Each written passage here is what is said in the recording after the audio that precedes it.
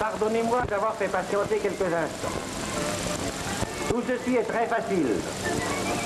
Après avoir vu désosser ces merlons, les avoir vus préparer et cuire, je vais avoir le plaisir de vous les faire déguster. Je vais maintenant vous prouver que des pièces beaucoup plus importantes peuvent également se préparer d'une façon très simple.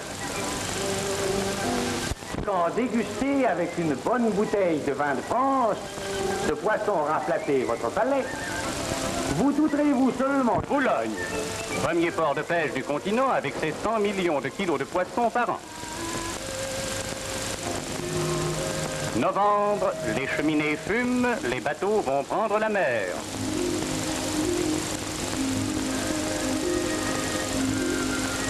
La diversité et le nombre des engins utilisés par les pêcheurs nécessitent l'existence de plusieurs briques.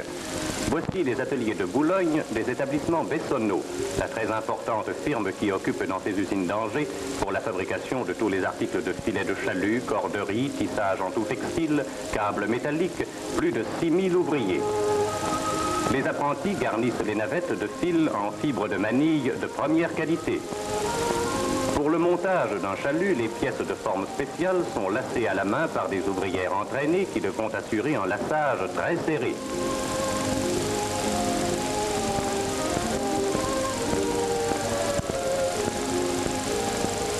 Ces pièces sont ensuite emmaillées sur des alaises ou nappes de filet fabriquées d'avance à l'usine.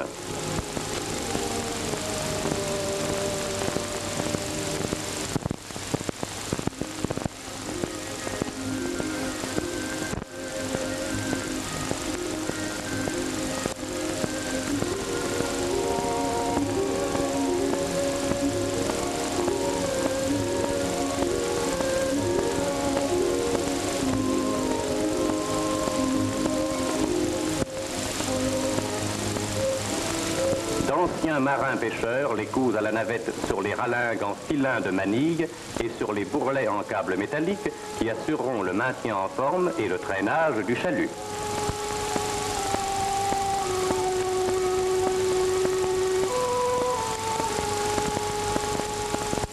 Des camions apportent la glace concassée dont il faut une quantité importante puisqu'on utilise 1 kg de glace par kilo de poisson.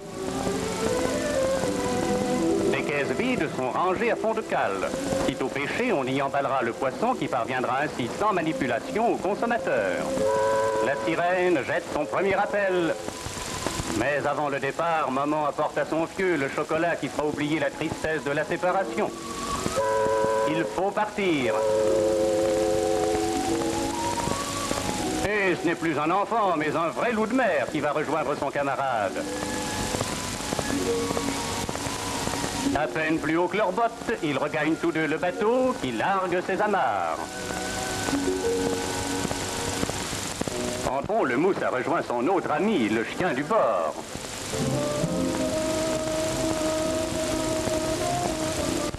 C'est l'heure de la manœuvre dans le port.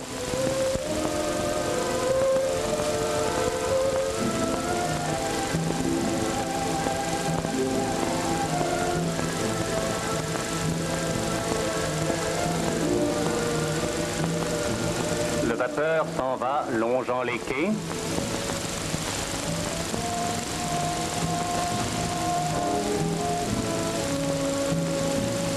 Tournés vers la croix, les hommes de l'équipage se découvrent et disent leur pater.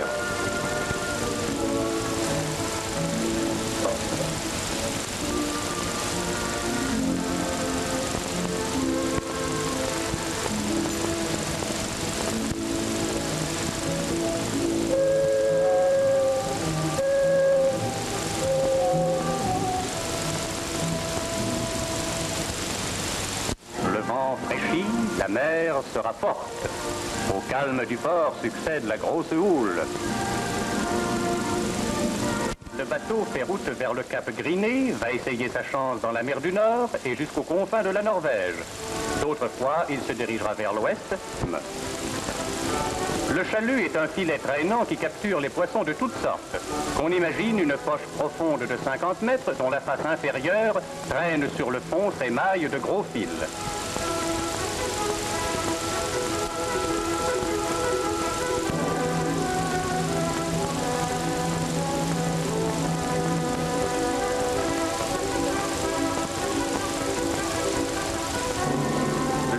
l'œil, laisse filer les câbles fixés à 2 lourds panneaux. Lorsque ces panneaux traîneront verticalement sur le fond, l'entrée du chalut s'ouvrira par la vitesse du bateau et le sac béant draguera.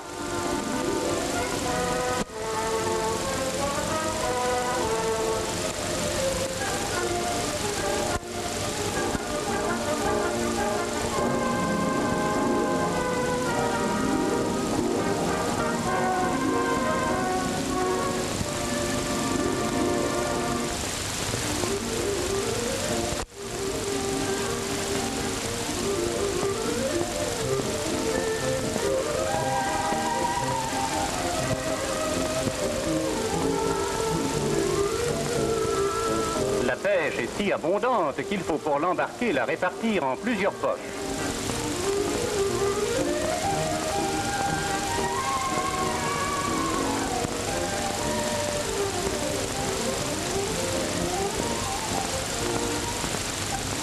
Les poches pleines se succèdent.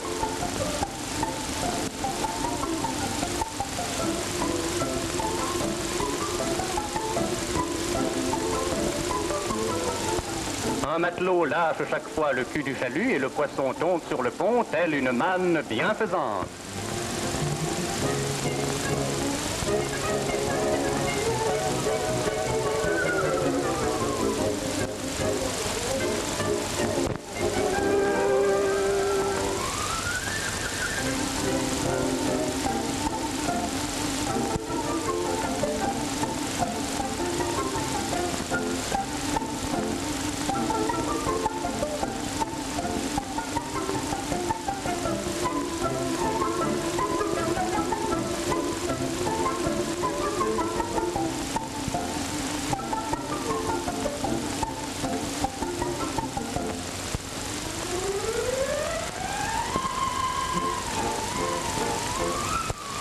Aussitôt, le radio du bord donne par téléphone sans fil des nouvelles à l'armateur.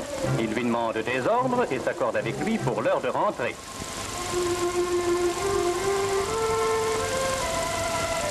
Ainsi, par-dessus l'immensité, convulsée ou calme, s'établit un dialogue du navire au port.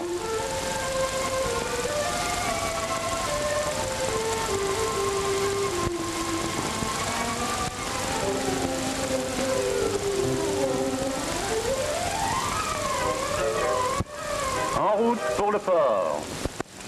Vient prendre sa place à quai.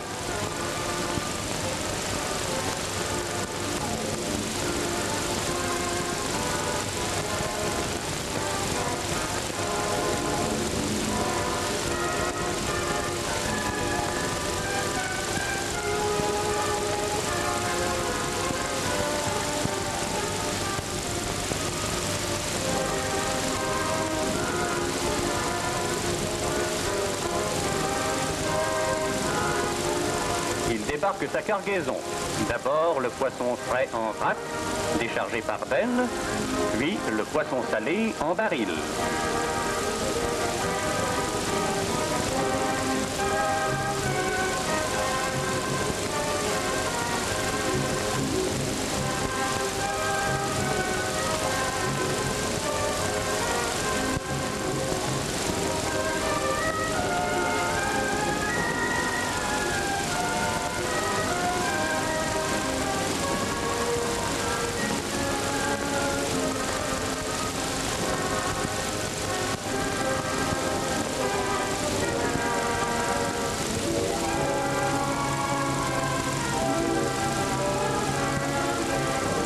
Voici les caisses d'origine.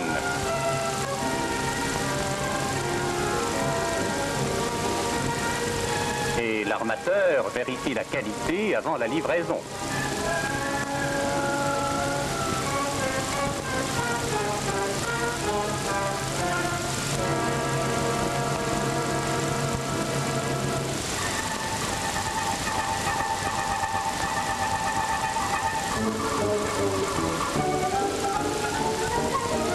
Du port au marché.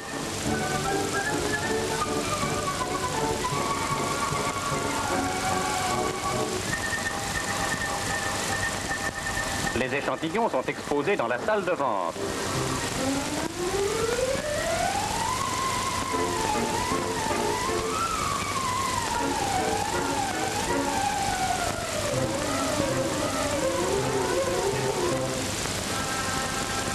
Les pêches sont inscrites sur les tableaux.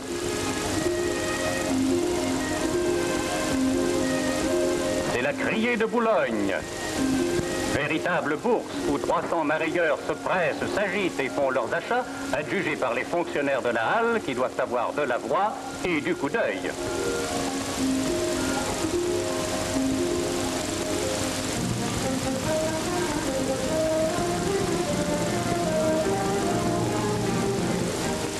Un lot est enlevé à un prix avantageux.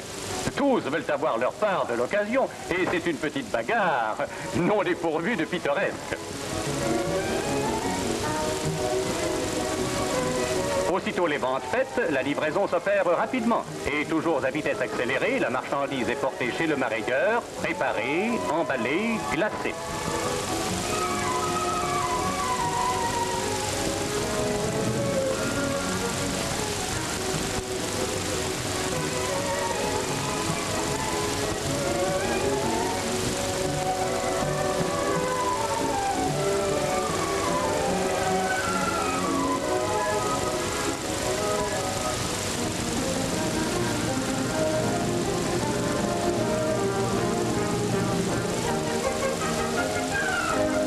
À partir de midi, c'est le grouillement de la gare d'expédition. Camions et voitures se disputent les places à quai. Les employés des mareyeurs portent les colis innombrables aux wagons isothermes, affectés chacun à une destination différente.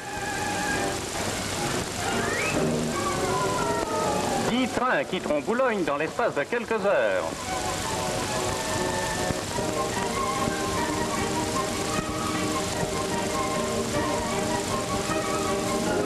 Paris sera servi le soir même.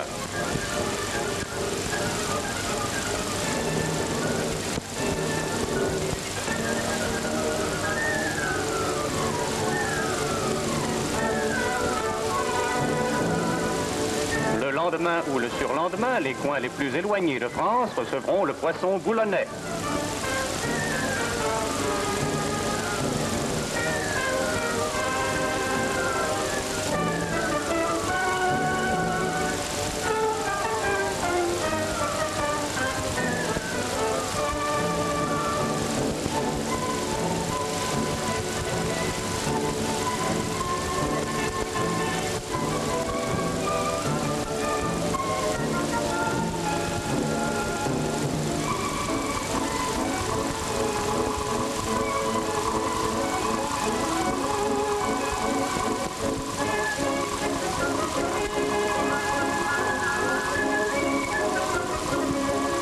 En gare de Menton, les colis expédiés hier sont débarqués dans un état de fraîcheur parfaite grâce aux wagons isothermes.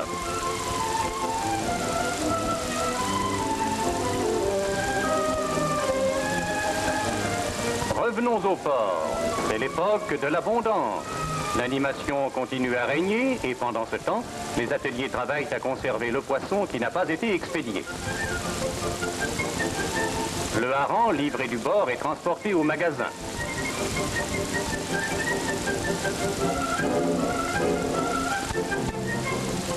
On en sale de grosses quantités.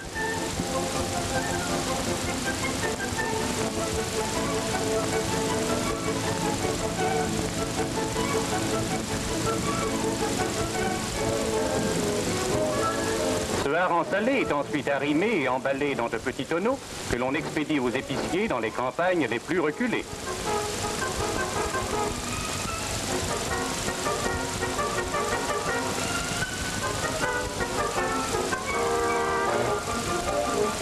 Il est également transformé en hareng-sort.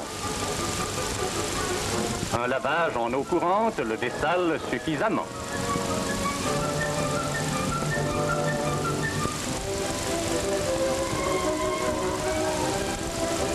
Il est empilé par les ouïes sur de petits bâtons.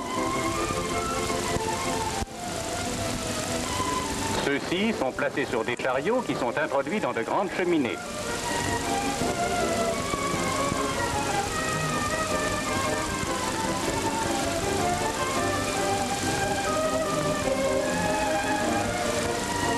Une fumée abondante est produite par du bois et des sciures de hêtre, de chêne et d'aune.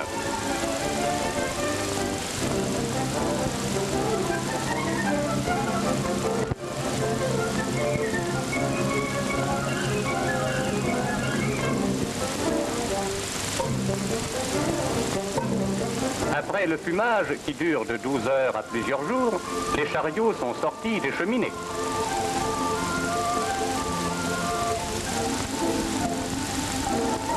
Et le hareng est mis en caisse.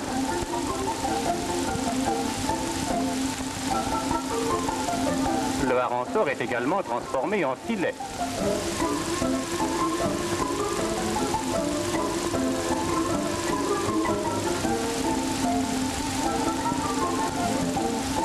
Boulogne est un grand centre d'usines de conserve qui sont installées d'une façon tout à fait moderne. On y met en boîte des filets de hareng-sort à l'huile. On y prépare des harengs et des maquereaux au vin blanc et à la tomate.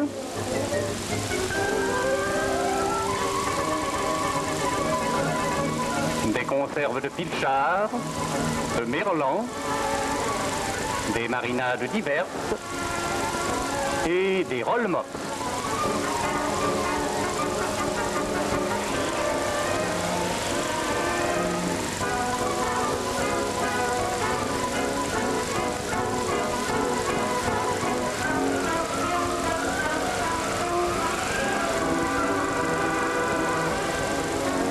Après sertissage, les boîtes sont passées à l'autoclave pour stérilisation. Au large,